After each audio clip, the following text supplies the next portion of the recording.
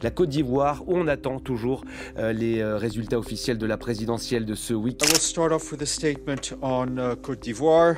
The Secretary General strongly encourages the political leaders and their parties. I am the winner, and in case somebody can demonstrate the contrary, we are ready. Un ambassadeur de Côte d'Ivoire vient de déclarer publiquement qu'Alassane Ouattara n'est plus le président légitime et que le pays entre officiellement en résistance comme la France en 1940.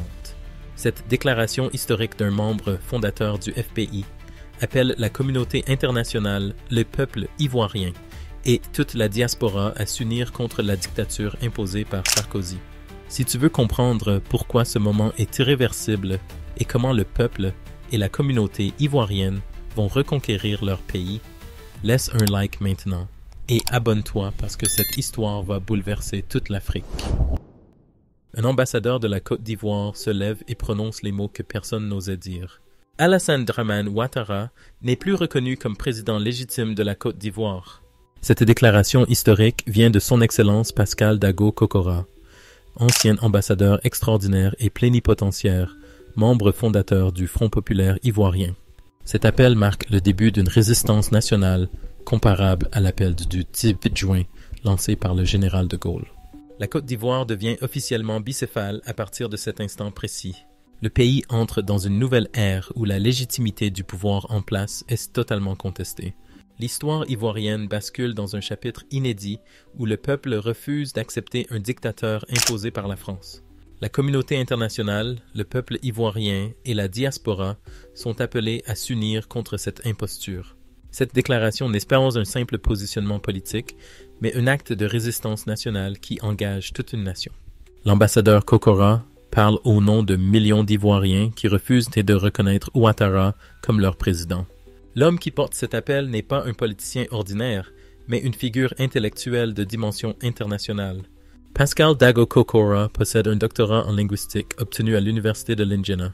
Il a enseigné dans les plus prestigieuses universités américaines, incluant Georgetown, l'American University et l'Université d'État de Caroline du Nord. Son parcours académique exceptionnel comprend des études à Oxford, à Lyon, au Dominic Studium, à Grenoble et dans les plus grandes institutions du monde. Il a été professeur agrégé de didactique française et d'études francophones à l'Université Georgetown. Il a occupé le poste d'ambassadeur de Côte d'Ivoire aux États-Unis de façon extraordinaire et plénipotentiaire. Son Excellence a été envoyé spécial du président de la République, chargé de la politique américaine. Il a été PDG résident du Conseil économique et commercial États-Unis-Côte d'Ivoire. Quand un homme de cette stature et de ce parcours parle, le monde entier doit écouter attentivement. La déclaration de l'ambassadeur Kokora s'adresse directement à la communauté internationale qui a fermé les yeux sur l'imposture du régime Ouattara. Les puissances occidentales, particulièrement la France, ont installé cet homme au pouvoir par la force en bombardant la résidence du président légitime Laurent Gbagbo. Nicolas Sarkozy l'a admis lui-même dans ses mémoires en déclarant qu'il avait pris tous les soins nécessaires pour dégager Gbagbo et installer Ouattara. Cette intervention étrangère constitue une violation flagrante de la souveraineté ivoirienne et du droit international. La communauté internationale ne peut plus faire semblant d'ignorer cette réalité. Les organisations internationales comme l'ONU, l'Union africaine et l'Union européenne doivent reconnaître qu'elles ont cautionné un coup d'État déguisé en intervention humanitaire. Le monde doit cesser de légitimer un pouvoir né de la violence et imposé par des bombes étrangères. L'appel de l'ambassadeur Kokora interpelle directement ces institutions pour qu'elles revoient leur position. Le peuple ivoirien est au cœur de cet appel historique qui lui redonne sa voix confisquée depuis des années. Les Ivoiriens ont subi un régime dictatorial qui refuse toute liberté d'expression, toute liberté de manifester et toute opposition politique. Ouattara a transformé la Côte d'Ivoire en un État policier où toute opinion devient un délit. Les opposants sont emprisonnés arbitrairement et la répression s'abat sur tous ceux qui osent contester le pouvoir. Le peuple ivoirien vit sous la terreur d'un régime qui utilise les mêmes méthodes que le parti unique contre lequel les fondateurs du FPI se sont battus dans les années 80. La population subit une dictature plus violente que celle de Houphouët-Boigny, parce que Ouattara a déchiré le tissu social ivoirien de façon irrémédiable. L'ambassadeur Kokora appelle ce peuple à se lever et à refuser de reconnaître Ouattara comme président légitime. Cette résistance populaire devient le rempart contre la dictature installée. La diaspora ivoirienne joue un rôle crucial dans cette résistance nationale qui se structure à l'international. Des millions d'Ivoiriens vivent à l'étranger et constituent une force politique considérable, capable d'influencer l'opinion internationale. Ces Ivoiriens de la diaspora ont fui leur pays à cause de la répression, de la violence politique et de l'absence de perspectives économiques. Ils portent la mémoire de ce qu'était la Côte d'Ivoire avant que Ouattara ne détruise le pays. La diaspora dispose de moyens financiers, de réseaux internationaux et d'une capacité de mobilisation impressionnante. L'ambassadeur Kokora appelle cette diaspora à s'organiser et à faire pression sur les gouvernements des pays où elle réside. Les Ivoiriens de l'extérieur doivent informer les opinions publiques occidentales de la réalité du régime dictatorial de Ouattara. Cette mobilisation diasporique devient essentielle pour briser le silence médiatique qui entoure la situation ivoirienne. Le monde doit entendre la voix des Ivoiriens dispersés aux quatre coins de la planète. L'unité entre la communauté internationale, le peuple ivoirien et la diaspora constitue la seule force capable de renverser la dictature de Ouattara. Cette convergence des forces démocratiques crée une pression irrésistible sur un régime qui ne tient que par la violence et le soutien français. L'ambassadeur Kokora lance un appel solennel à tous les acteurs concernés pour qu'ils coordonnent leurs actions. La communauté internationale doit cesser de soutenir financièrement et diplomatiquement le régime de Ouattara. Le peuple ivoirien doit maintenir sa résistance quotidienne malgré la répression et continuer à contester la légitimité du pouvoir. La diaspora doit amplifier le message de résistance à l'international et faire pression sur les gouvernements occidentaux. Cette triple alliance devient la clé pour libérer la Côte d'Ivoire du joug dictatorial. L'histoire montre que les dictatures tombent quand elles perdent leur légitimité interne et leur soutien international. Le régime Ouattara est en train de perdre les deux simultanément. La déclaration de l'ambassadeur Kokora marque un tournant irréversible dans l'histoire ivoirienne contemporaine. À partir de cet instant précis, Ouattara ne peut plus prétendre représenter l'ensemble des Ivoiriens. Une figure de l'envergure de Pascal Dago Kokora vient de retirer publiquement sa reconnaissance au régime en place. Cette démarche ouvre la voie à d'autres personnalités pour faire de même et créer un effet boule de neige. Les diplomates, les intellectuels, les cadres et les anciens ministres, qui servaient par opportunisme ou par peur, vont progressivement se distancer du régime. La légitimité d'Ouattara s'effrite jour après jour face à cette contestation grandissante. Le président ne gouverne plus qu'avec la force brute et le soutien français qui s'affaiblit lui-même. L'appel de l'ambassadeur Kokora résonne comme un signal pour tous les Ivoiriens que le moment de la libération approche. La résistance entre dans une phase active et organisée. L'appel à signer la pétition contre le régime Ouattara devient un acte de résistance civique accessible à tous. L'ambassadeur Kokora demande instamment à chaque Ivoirien de prendre quelques minutes pour signer cette pétition qui vise à atteindre 5 à 10 millions de signatures en une semaine. Ce chiffre impressionnant montrerait à la face du monde que les Ivoiriens veulent récupérer leur pays et qu'ils rejettent massivement le dictateur imposé par Sarkozy. Alassane Dramane Ouattara a réussi en 35 ans à déchirer complètement le tissu social ivoirien de façon méthodique et destructrice. L'ambassadeur Pascal Dago Kokora utilise cette expression forte pour décrire l'ampleur des dégâts causés par cet homme à la nation ivoirienne. Cette destruction ne s'est pas faite en un jour, mais résulte d'une stratégie délibérée étalée sur plusieurs décennies. Ouattara a utilisé tous les moyens disponibles pour diviser les Ivoiriens et les dresser les uns contre les autres. Le premier acte majeur de cette destruction a été la création d'une rébellion armée qu'il a financée personnellement comme moyen pour arriver au pouvoir. Cette rébellion a coupé la Côte d'Ivoire en deux parties distinctes, créant une division physique et psychologique profonde. Des milliers d'Ivoiriens sont morts à cause de cette guerre civile orchestrée pour des ambitions personnelles. Les familles ont été déchirées, les communautés ont été opposées et la confiance entre Ivoiriens a été anéantie. Cette stratégie criminelle a laissé des cicatrices profondes dans la société ivoirienne. Le régime Ouattara a instauré une dictature plus violente que celle du parti unique, contre lequel les fondateurs du FPI se sont battus. L'ambassadeur Kokora, qui a vécu sous Houphouët-Boigny et a subi la répression du parti unique, affirme sans hésitation que Ouattara est pire. Sous Houphouët-Boigny, les opposants étaient mis en résidence surveillée, comme l'a été Pascal Dago Kokora lui-même pendant 1 an. Sous Ouattara, les opposants sont emprisonnés, torturés et parfois tués sans procès équitable. La liberté d'expression qui avait été conquise après des années de lutte a été totalement supprimée. Les médias indépendants sont muselés, les journalistes sont intimidés et les réseaux sociaux sont surveillés. Toute opinion critique du régime devient un délit passible d'emprisonnement. Les Ivoiriens vivent dans la peur permanente de représailles s'ils osent exprimer leur désaccord. Cette terreur quotidienne paralyse la société et empêche toute contestation organisée. Le régime utilise la violence comme principal outil de gouvernance.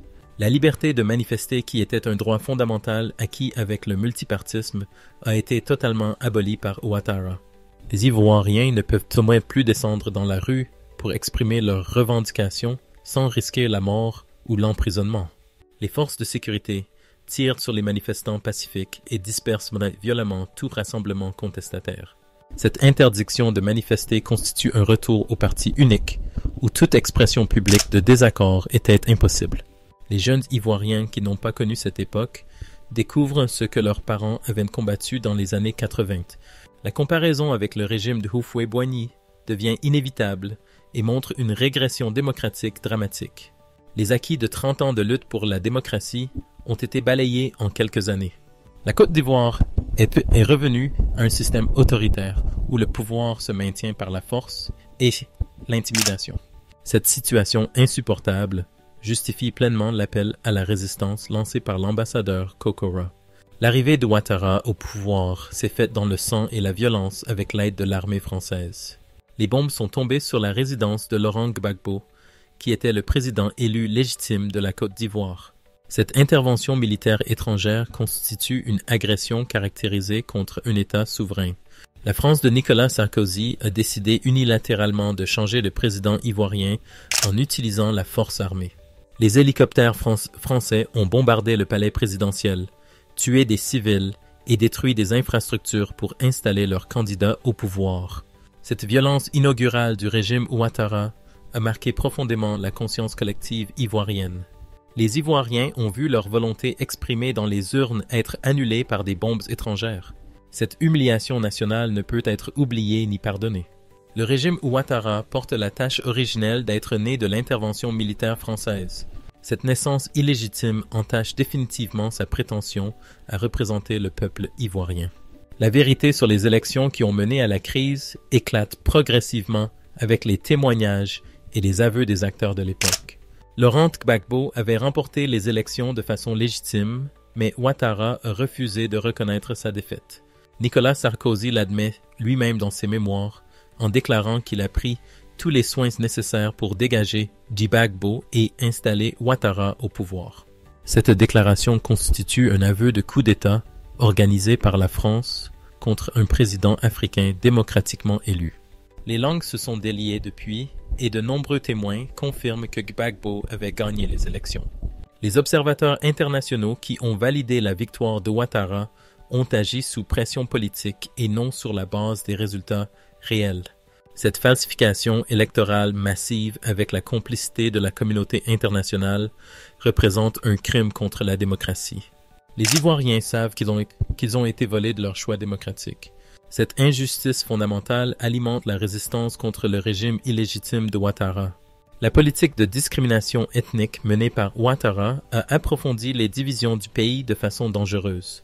Dans une interview accordée à l'Express, Ouattara a déclaré sans ambiguïté qu'il s'agissait d'un simple rattrapage, parce que sous Gbagbo, les communautés du Nord représentant 40% de la population étaient exclues des postes de responsabilité. Cette déclaration révèle la vision ethnique et régionaliste du pouvoir de Ouattara. Le président Sebism ne gouverne pas pour tous les Ivoiriens, mais privilégie systématiquement les populations du Nord dont il est originaire. Les postes clés de l'administration de l'armée, de la police et des entreprises publiques sont réservés aux membres de sa communauté. Les autres Ivoiriens sont marginalisés et exclus des opportunités économiques et politiques. Cette politique de discrimination ethnique institutionnalisée crée des ressentiments profonds dans la population. Les jeunes du sud et de l'ouest du pays se sentent étrangers dans leur propre nation. Cette situation explosive peut dégénérer en conflit ethnique si elle n'est pas corrigée rapidement. Le régime Ouattara a transformé la Côte d'Ivoire en un État mafieux où la corruption atteint des niveaux jamais vus.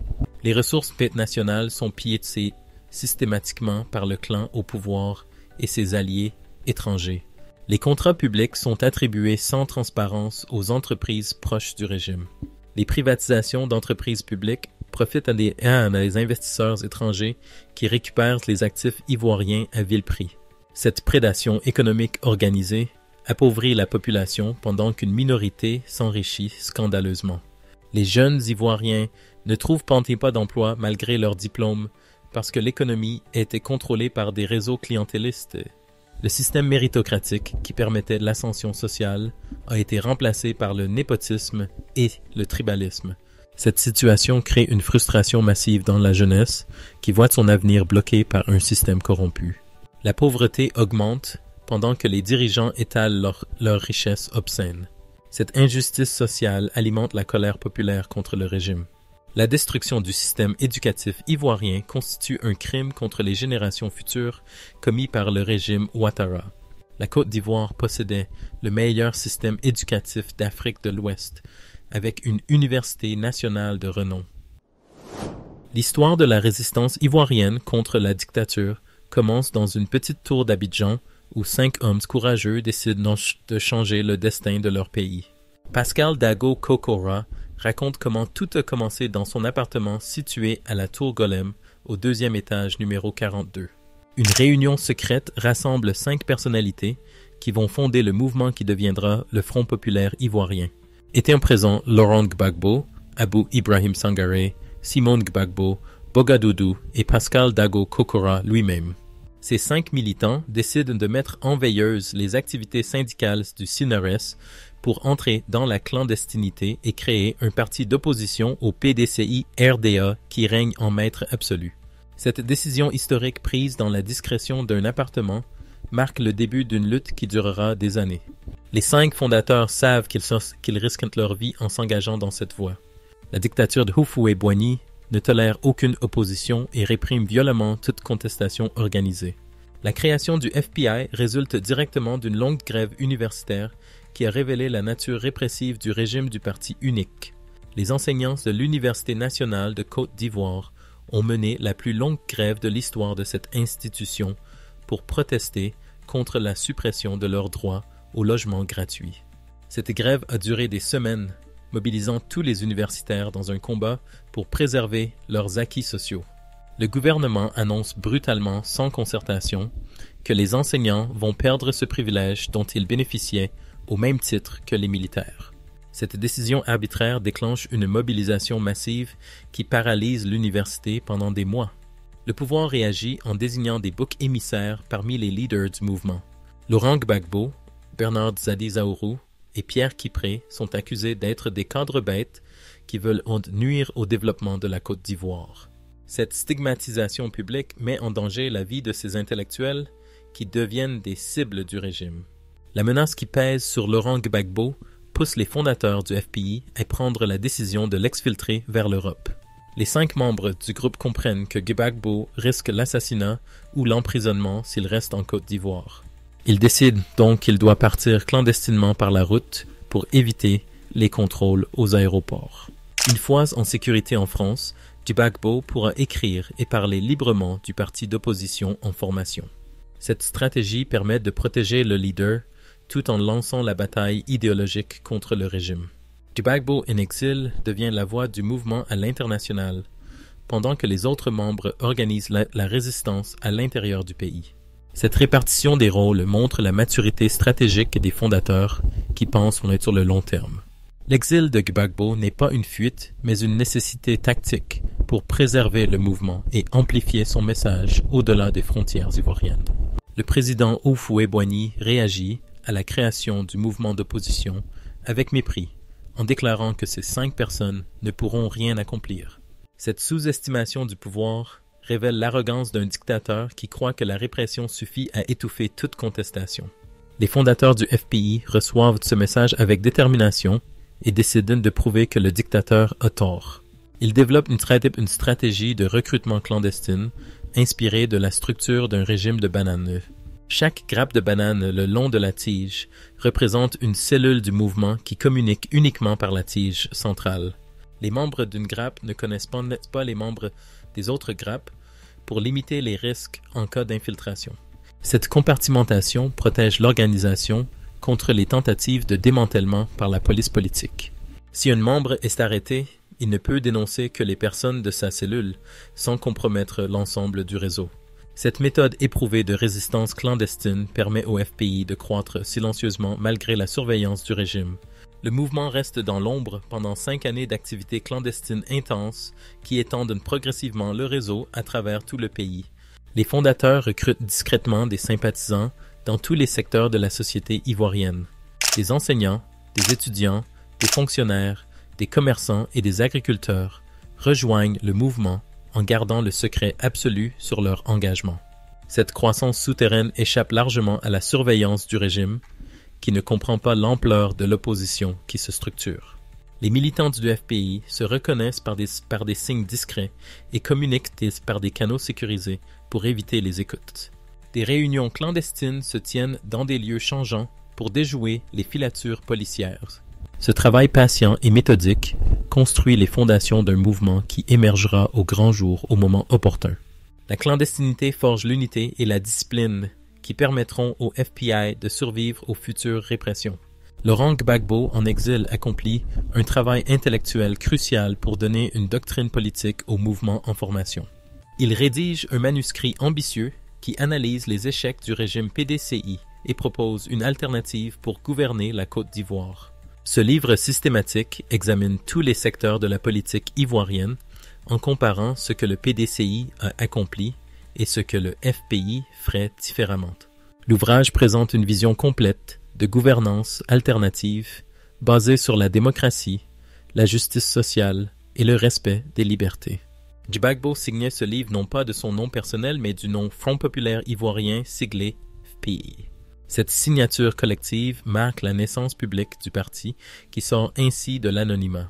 Le livre s'intitule « Propositions pour gouverner la Côte d'Ivoire » et est publié chez l'Harmattan à Paris. Cette publication constitue un événement majeur dans l'histoire de l'opposition ivoirienne car elle donne une existence publique au FPI. La sortie du livre de Gbagbo transforme le FPI d'un mouvement clandestin en une organisation politique reconnue sur la scène internationale.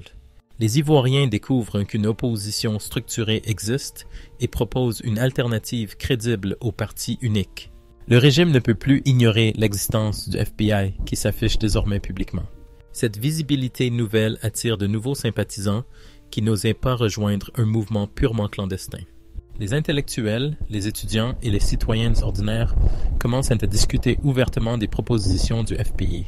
Les débats politiques interdits, depuis des décennies, reprennent timidement dans les espaces privés. Le livre de Gbagbo circule clandestinement en Côte d'Ivoire malgré l'interdiction du régime. Cette diffusion souterraine propage les idées du FPI et élargit sa base de soutien. Le combat idéologique engage, transforme progressivement la conscience politique ivoirienne et prépare le terrain pour les futures luttes démocratiques. Pascal Dago Kokora subit personnellement la répression du régime qui le place en résidence surveillée pendant 1 an entier. Le ministre de l'Éducation nationale de l'époque lui interdit formellement de mettre les pieds sur le campus universitaire sous peine d'arrestation immédiate.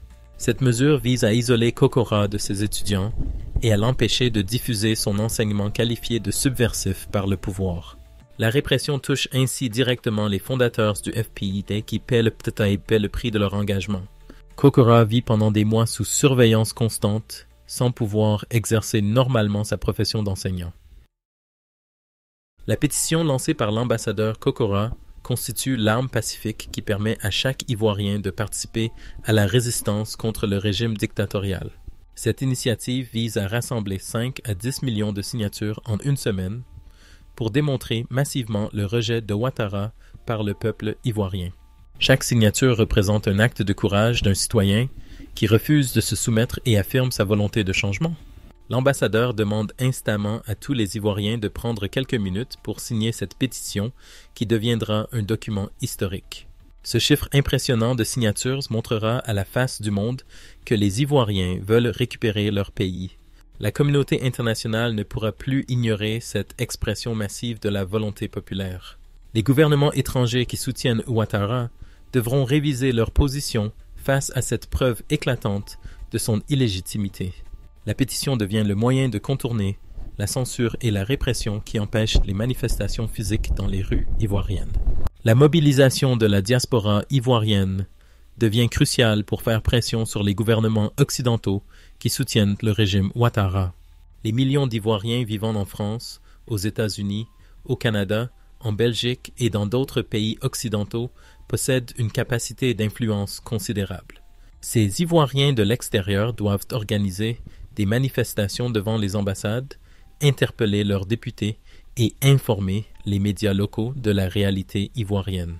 La diaspora dispose de moyens financiers pour soutenir la résistance intérieure et amplifier son message à l'international.